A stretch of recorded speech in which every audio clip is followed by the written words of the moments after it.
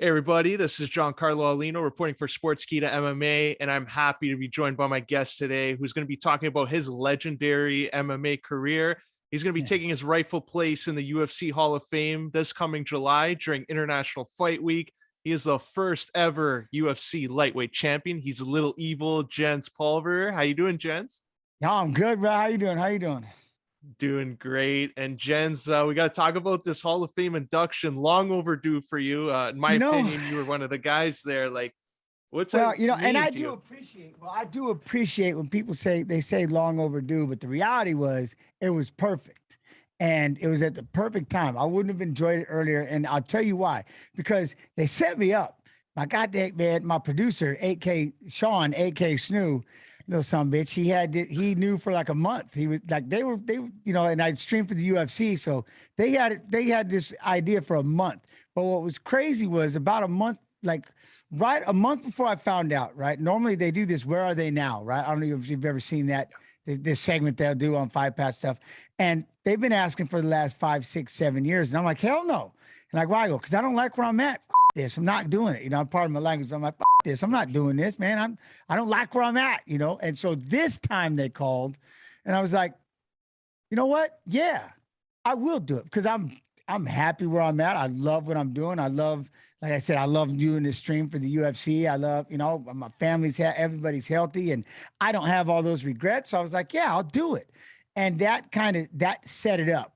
So come that weekend, because we do a watch along every weekend for the fights. We're doing one this weekend. Plug, but I've got TSM Vis, you know what I mean, and Robert Whitaker are going to be my guests for Saturday. So yeah, we're going to be doing a watch along for the pay per view.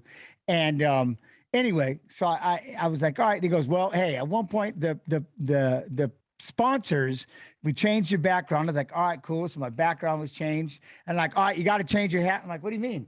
They want you to wear the UFC, so I got my world champion hat. I'm like, all right, fine, I'll put that on. Sponsors wanted to make sure that you turn off your phone. I'm like, hey, these sponsors are starting to piss me off, but all right. So I got the sponsors, you know what I mean? I'm like, all right, damn the sponsors. And so they said what they're gonna do is when they go live, when we go live for the pay-per-view, they're gonna put you on the big screen. You got to go big screen real quick. Tell your guests, they'll know. You'll be right back. And then I was sort of waiting to react to something.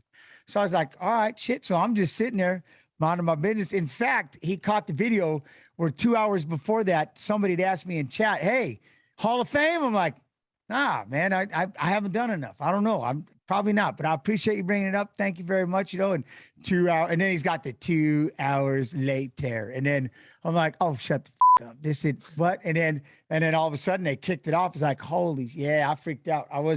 They got me good. It was, but like to get back to it, I do appreciate what everybody says, it's about time, but to me, it's the perfect time. And I go back to that moment. The reason why I got long-winded there was because I'm in a good place. I don't think I would have appreciated it before, but being on this UFC stream, doing what I've been doing for the UFC, bringing myself back into fighting, just breaking down fights, being a part of the fighting again. I'm just in such a good place. I kind of let all that, I let all, my regrets, the woes, the wouldas, the shits, all those things behind. And I'm just in a happy place. So like I said, to a point where I was like, yeah, you know what? I'll do that. Where are they now? So it was the perfect time and hell of a setup. My son being the age he is, and everything. Yeah, it was perfect. Yeah, and it was great too. Like we see all those moments where the fighters in the arena. So I thought this was a nice touch. You're on the stream, you come in, and they got you there, like you said. But it also timing is right because it's the 30th anniversary of the UFC, and I they're going to know. be like talking about all the history of just all the fights and all the championships. You were the first UFC champion, so take us back to the early days of the sport because you came in during an interesting time when they were just transitioning to the weight classes. Like, what was it like at the time? Well, they didn't even have it. And like I said, when I first started fighting, it's weird, this whole thing and getting this Hall of Fame it's funny because somebody just said it the best on the stream the other day. It's like, my heroic journey has finally come to an end. And now I can go back to the Shire, if that makes sense. It's like, this put the ending, this put that cap on the end of my that closing. And so my heroic journey is over. And it just takes me back. I like, that's the one thing I realized, like, now I want to go back. I found myself wanting to talk to people I grew up with, find where it all started. And I was doing an interview the other day with Cristobal Garcia, where we all began and how I got in that truck and drove down to California, was going to train with Bob Shamrock. But even before that, when I was just doing fights, we were just setting up fights in gyms, and we were fighting I like literally the Bronco gym. I would set up a boxing ring and we'd bring people in and just beat them up, or they'd beat us, or whatever. But we just have fights, and we were fighting for videotape. And to go to the Boss Shoot Invitational, fighting at 170 there, and John Peretti, who was the matchmaker for the UFC when it was owned by SEG, said, "Hey, I want to start this 155-pound division, and I want you to be the guy." And I'm like, all right. So to be able to relive that, it was really cool. That was the one bonus about working for UFC and being able to go on their Twitch stream. I got to go on Fight Pass. And my first day when I was auditioning, so to speak, for the job, I'm like, oh God, I get to watch fights I never got to watch before. You know what I mean? Okay, here we go. And I told the story. I told the whole story about every fight, about what was happening, how I was transitioning, how I decided to move out to Iowa. I got on a train.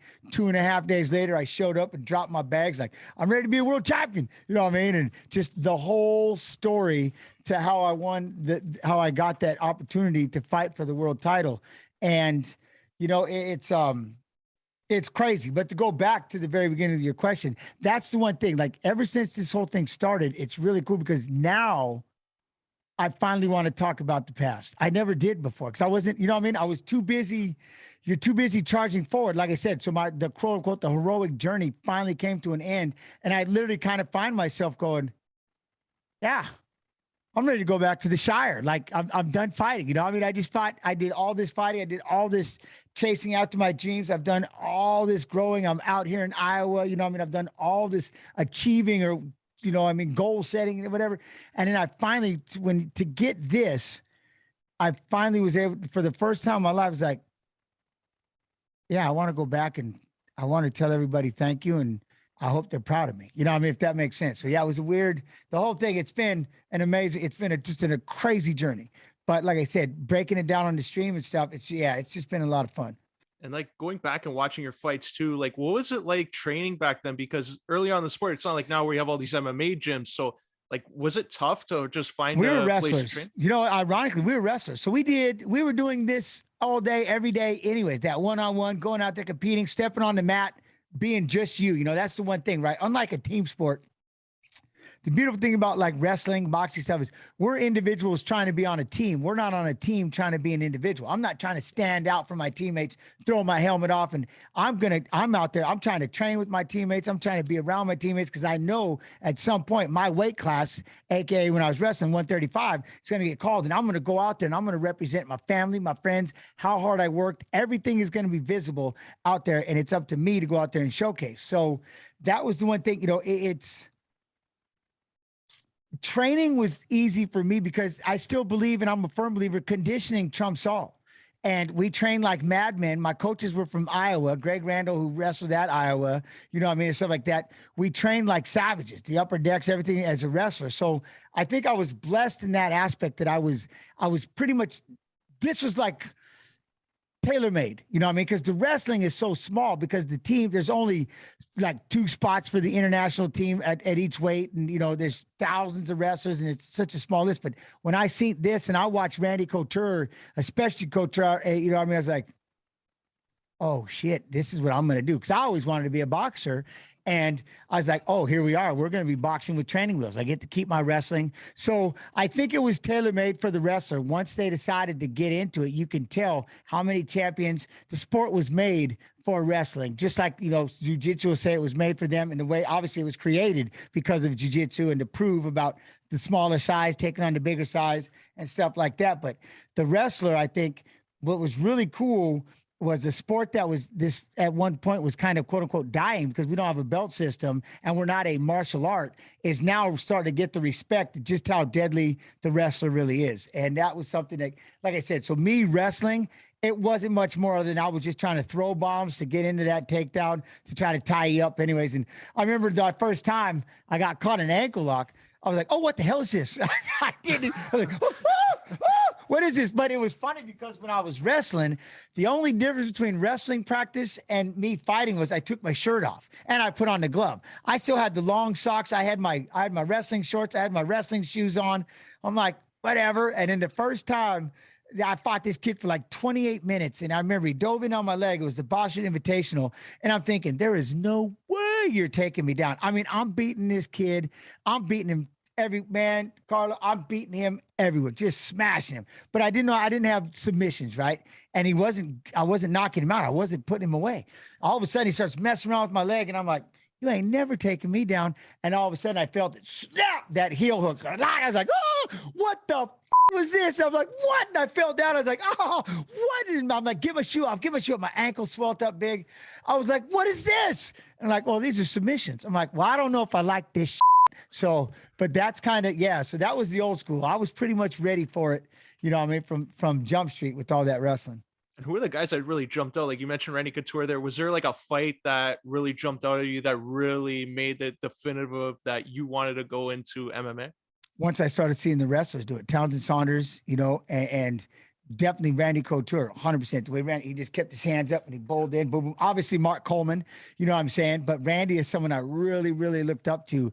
And I was like, oh, man, all right, Randy's good. Okay, I'm in. Let's see, you know, and watching him. I remember seeing him sitting across coaching, you know what I mean, when I was at Boise State and stuff. So to see him fighting, it's like, yeah, all right. And that's when I started realizing, all right, wrestlers can do this. And that's when it really started, you know, it started making sense. Like, okay, and that was the first time I started watching wrestlers fight. Then all my friends, all the wrestlers, we're all playing around. Because, you know, we used to do that.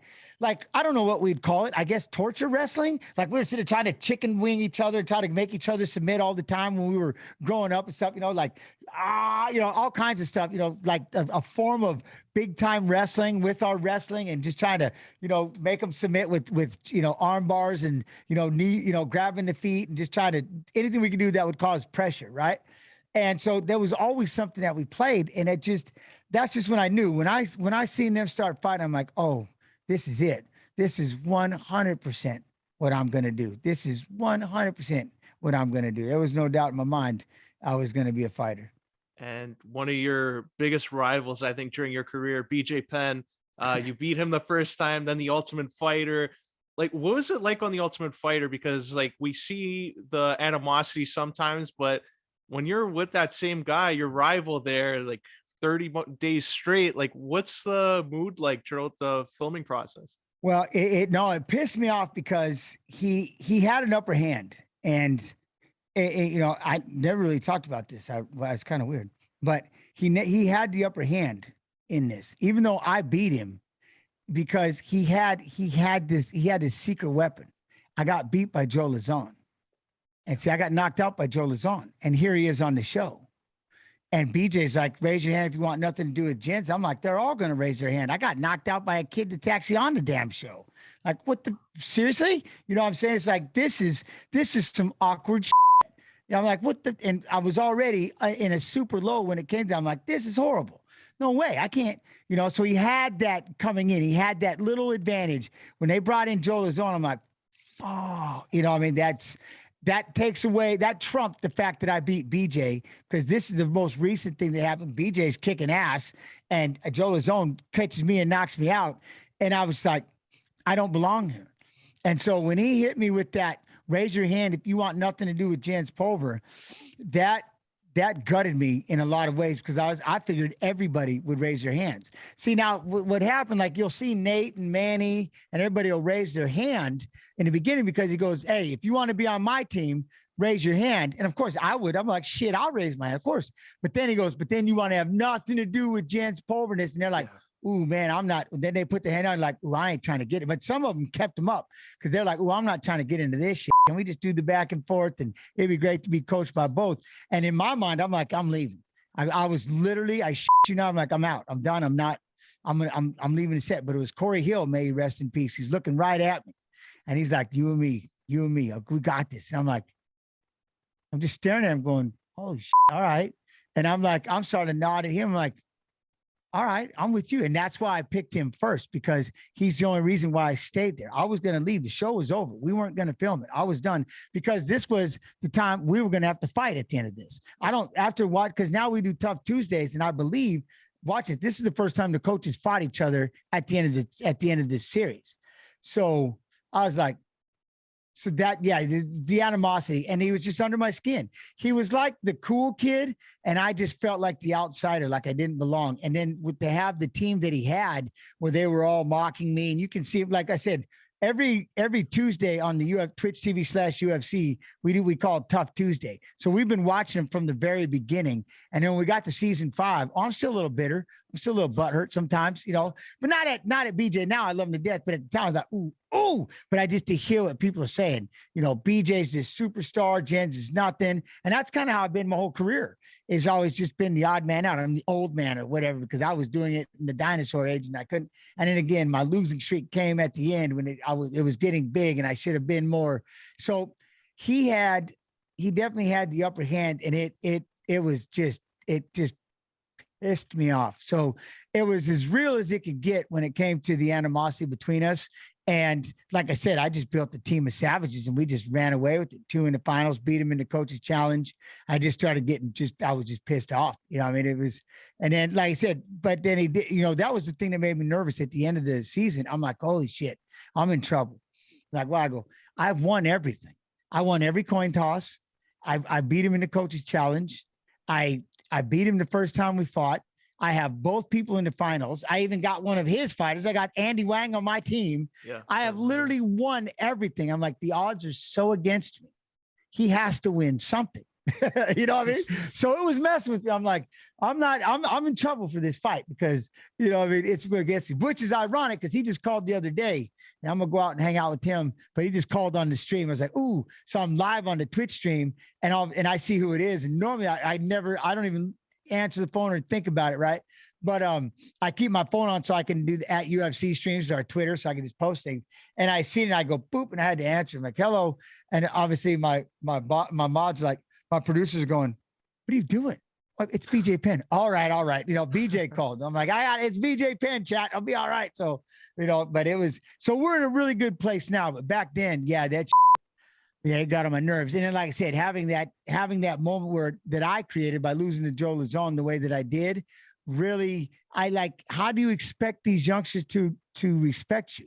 You know what I mean? And then to do that, raise your hand, they're all like, dude, can't even beat somebody that's in the season.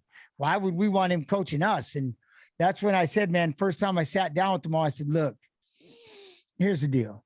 I know what it takes to be a world champion. I became one. I've watched other teammates of mine become one. I know what it takes to fight. I know how to fight. Am I going to fight properly every time? No, because I get caught up in the same shit all of us do, the emotion side of it. But I know what I'm doing. If you just give me that trust, I promise you, I know what I'm doing. I know we can do this together. So, I'm glad I had the team that I had, and it worked out.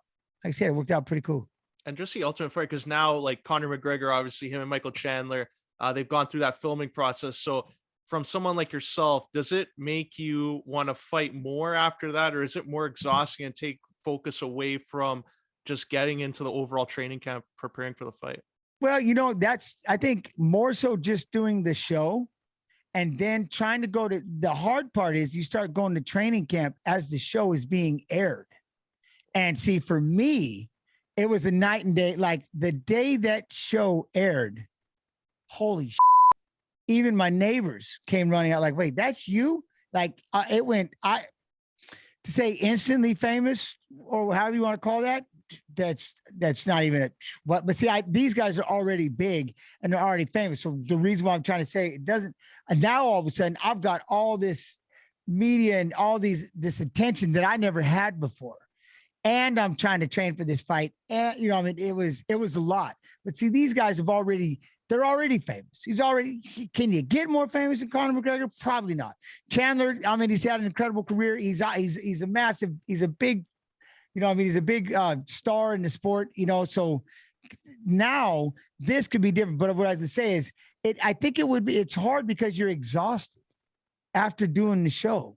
You're exhausted, but now you got to go right into camp, because while this thing is being filmed, where you kind of want a vacation, you're like, nope, I got to train. So hopefully you do need that animosity, because that animosity is what's going to get your ass up and get you training, because it's a lot, man. It's a long process. They've been filming this shit for 3 months, and then they got to train for 3 months. All the while this film's being aired, you got to keep your mouth shut. You got people constantly asking, oh my God, what happens in the next? I can't say that. You know what I mean? So it's, there's a lot to it. So it's just how you handle it, and make sure, again, obviously you surround yourself in the right place. You take yourself away, you go train, and you focus on the fight, but you got to prioritize everything. You know what I mean?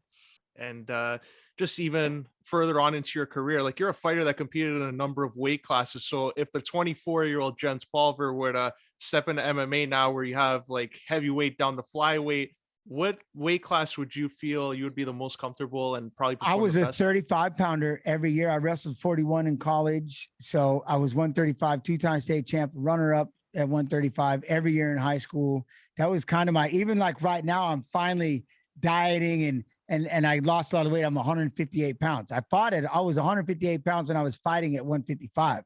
You know what I mean? So I would have my choice. I could obviously, and it wouldn't have been a hard cut to make 30. It would have been a little harder cut to make 35. 45, I probably would have made almost naturally, because by the time I'm training, I'm walking around at 53 and you're just a weight cut away. So I'm a 35er. Would I have maybe attempted 25? Probably not. And the only reason why I say this, because that's too close to being a jockey. And since I was supposed to be a jockey growing up, if I can make 25, I might as well make 22 and start riding. So I'd stay away from 25, but I would probably be a 35 pounder, most likely, or right around there. Again, 141 in college, 142 when they changed the weight.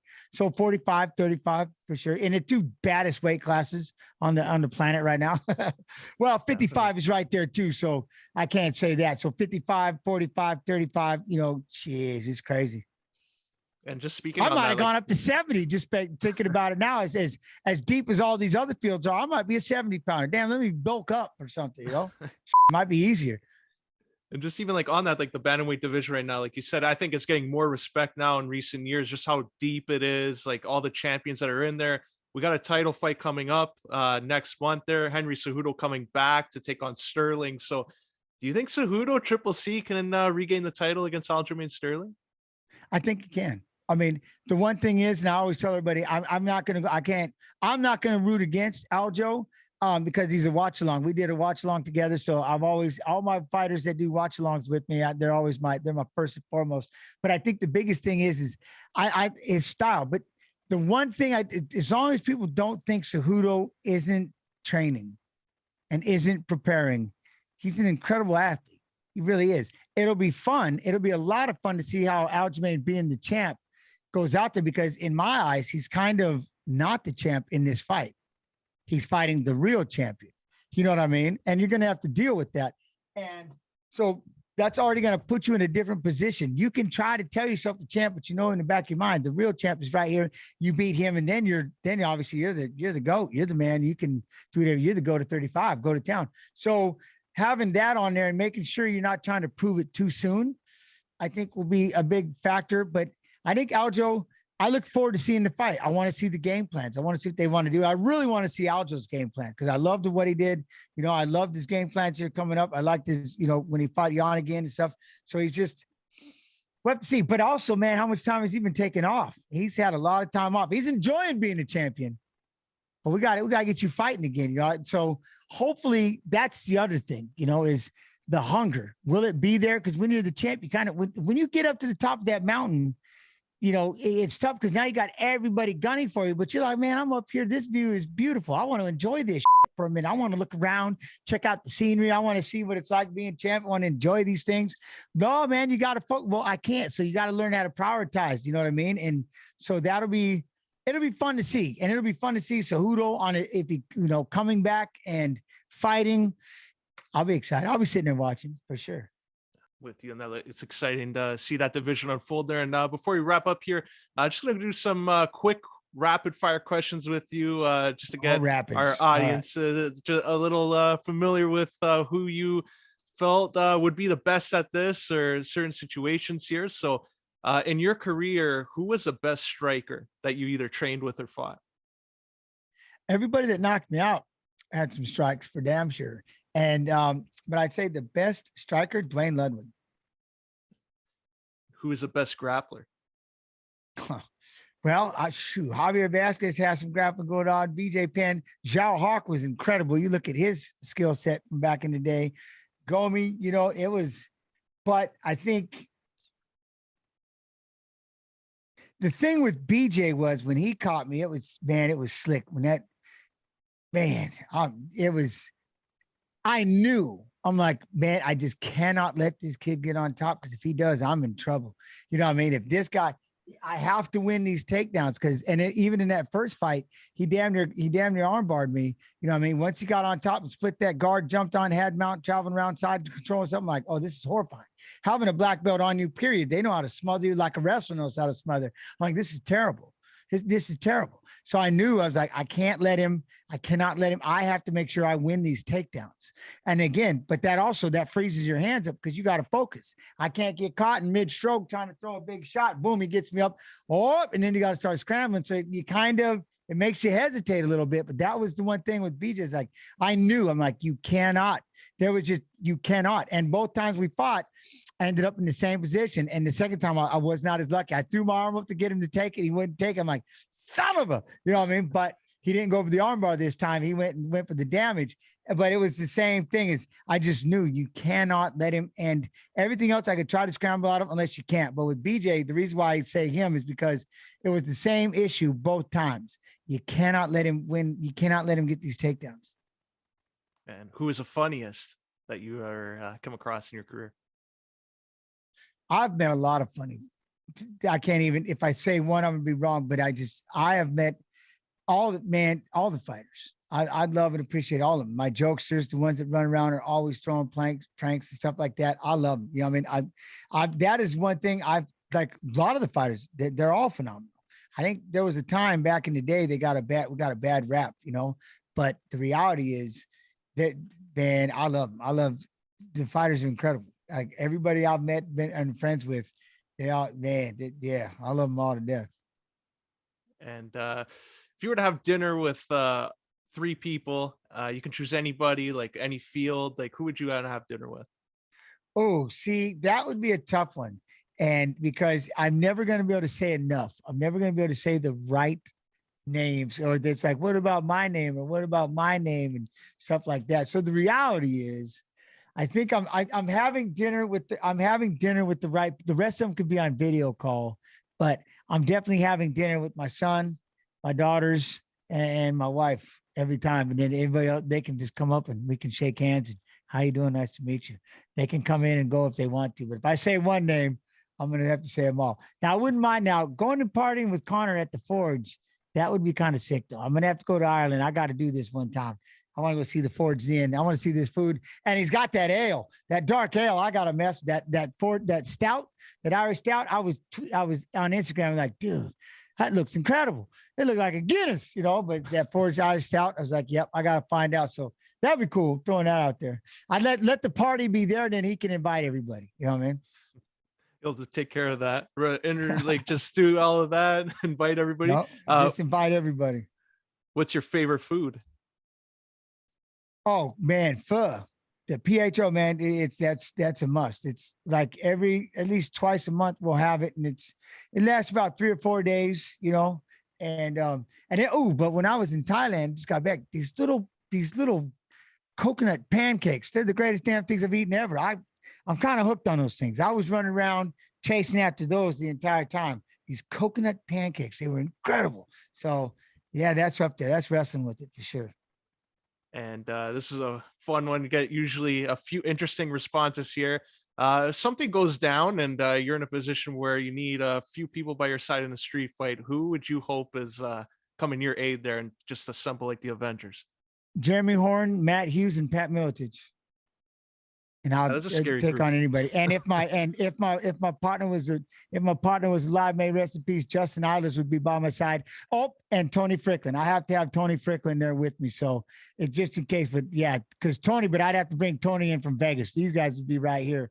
And of course, Justin Eilers is here to be. If I had Tony and Justin, I'll take on anything on the planet. But because if not, obviously in Jeremy Horn, yeah, then Miletich and Hughes, yeah, I'm in. And then, of course, if hits the fan, I get Big Tim Sylvia and off we go.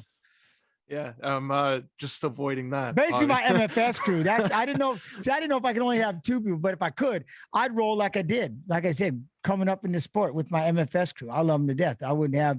I love that that is the team that I got to be with, and these were the fighters I got to grow up with, and of course all the other fighters that most people don't know, or a lot to mention. But just having that main crew.